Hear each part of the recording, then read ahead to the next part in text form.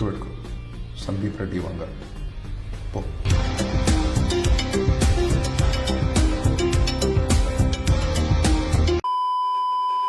జనరల్గా ఇప్పుడు జైల్లో సీన్లు ఏమన్నా తీయాలంటే ఆ ఖైదీలతో వాళ్ళతోటి ఒక పోలీస్ ఆఫీసరు ఫైట్ చేసే సీన్లో లేకపోతే పట్టుకునే సీన్లో కొట్టే సీన్లో ఇలాంటివన్నీ చేయాలంటే జనరల్గా సెట్ వేసి తీస్తూ ఉంటారు అనమాట. రియలిస్టిక్గా ఒక జైల్లో షూటింగ్ తీస్తే ఎలా ఉంటుంది? దట్టు ఒక పెద్ద star, okay, world number 1 star ప్రస్తుతానికి మన తెలుగు సైడ్ నుంచి చూసుకుంటే అలాంటి స్టారు ఒక జైల్లో షూటింగ్ తీశాడంటే వినడానికి వింతగా ఉంది కదా. సో ఈ పర్టికులర్ న్యూస్ గురించి ఈ వీడియోలో నేను మీకు చెప్పే ప్రయత్నం చేస్తాను. మీరైతే లాస్ట్ వరకు చూడండి. ఇంకా నా ఛానల్కి ఎవరైనా ఫస్ట్ టైం వచ్చింటే సబ్స్క్రైబ్ చేసుకోండి. అలాగే నా వీడియోలో నచ్చితే లైక్ చేయండి, షేర్ చేయండి. Welcome to reel connect YouTube channel. So ఇవాళ ఈ వీడియోలో మనం తెలుసుకోబోతుంది ఏంటంటే ప్రభాస్, సందీప్ రెడ్డి వంగ. సో తెలుసు కదా, 2-3 సినిమాలతోనే డైరెక్టర్ రేంజ్ ఇక్కడి నుంచి ఇక్కడికి వెళ్ళిపోయినటువంటి డైరెక్టర్ సందీప్ రెడ్డి వంగ. ఎవడి మాట వినడు, ఎవరిని కేర్ చేయడు.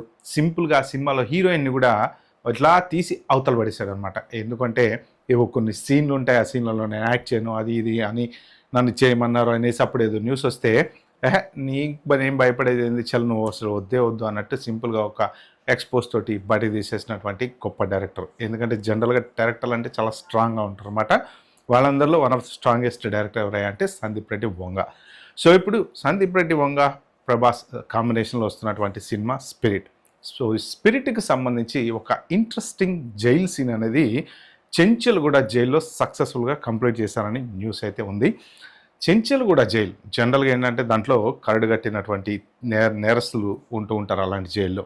సో ఎక్కడెక్కడ వాళ్ళు ఏంటంటే రకరకాల నేరాలు చేసినటువంటి వాళ్ళందరూ చివరకు వచ్చేది చెంచల్గూడ జైలు అనమాట. సో అలాంటి చెంచల్గూడ జైల్లో ప్రభాస్ షూటింగ్ చేయడం అనేది అంత ఈజీ అయితే కాదు.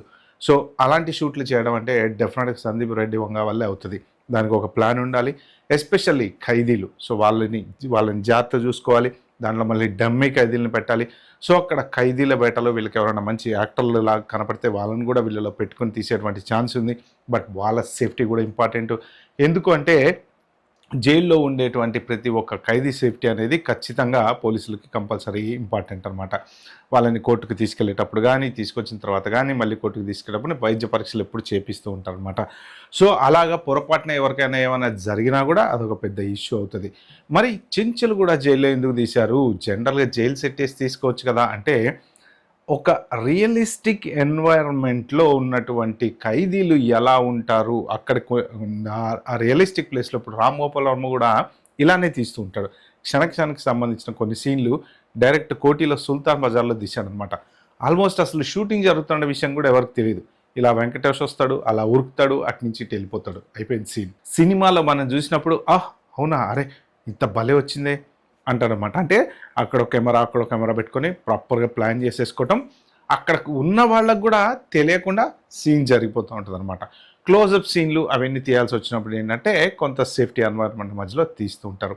లాంగ్ షాట్లు, వైడ్ రేంజ్ షాట్లు ఇవన్నీ తీసేటప్పుడు ఏంటంటే టక్కన హీరో అలా రావటం వెళ్ళిపోవటం. దట్టు ప్రభాస్ లాంటి పెద్ద ఆర్టిస్ట్కి ఏంటంటే ప్రతి సీన్లో ప్రభాస్ని పెట్టరు. ఎందుకు అంటే ఆయన కట్అవుటే ఇంపార్టెంట్ సినిమాకి. మెయిన్ క్లోజప్ షాట్లు అయితే తప్ప, ఫ్రంట్ నుంచి ఉంటే తప్ప చాలా సీన్ల వరకు మాత్రం ఖచ్చితంగా డూప్నే వాడతారు అని చెప్పి అంటూ ఉంటారనమాట. సో అందుకని చెప్పి ఎక్కువ సీన్లు డూప్లో తీసి క్లోజప్ సీన్లు ఏదైతే ఉంటాయో డెఫినెట్గా ప్రభాస్ని అయితే కంపల్సరీ పెట్టాల్సిందే అక్కడ. అది మొత్తానికి స్పిరిట్కి సంబంధించినటువంటి ఇంట్రెస్టింగ్ అప్డేట్.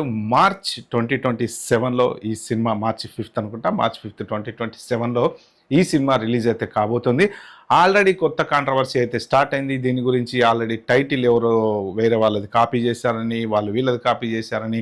సో పెద్ద మేకర్సు, పెద్ద డైరెక్టరు, పెద్ద హీరో కాబట్టి బయటకు వచ్చి మాట్లాడరు. ఖచ్చితంగా ఏ మేనేజర్లో వాళ్ళు వీళ్ళు మాట్లాడతారు తప్ప వీళ్ళైతే బయటకు వచ్చి మాట్లాడరు. బట్ ఇది చాలా చిన్న వివాదం. ప్రభాస్ ఫ్యాన్స్ ఎవరు కంగారు పడాల్సిన అవసరం ఏం లేదు. జనరల్గా ఇలాంటిది ఏదైనా ఒక విషయం వచ్చినప్పుడు ఏమవుద్దంటే మీడియా మంచం గుప్పమంటుంది అనమాట. కాస్త వాళ్ళకి కొద్దిగా ఒక విషయం బయటకు వచ్చినట్టు ఉంటుంది. అట్ ద సేమ్ టైం సినిమాకి ప్రమోషన్, ఫ్రీ ప్రమోషన్ అంటారు దీన్ని, ఓకే. సో సినిమాకి ఫ్రీ ప్రమోషన్ జరిగినట్టు కూడా ఉంటుంది అనమాట. సో March 5th 2026 కోసం మనం వెయిట్ చేద్దాం. మీ ప్రభాస్ ఫ్యాన్స్ ఎవరైనా ఉంటే మాత్రం నా ఛానల్ని సబ్స్క్రైబ్ చేసుకోవడం మర్చిపోదు. ఎప్పటికప్పుడు ఇలాంటి మంచి ఇంపార్టెంట్ అప్డేట్స్ ఈ ఛానల్లో డెఫినెట్గా మీకు ఇస్తూనే ఉంటా. Bye bye, have good day.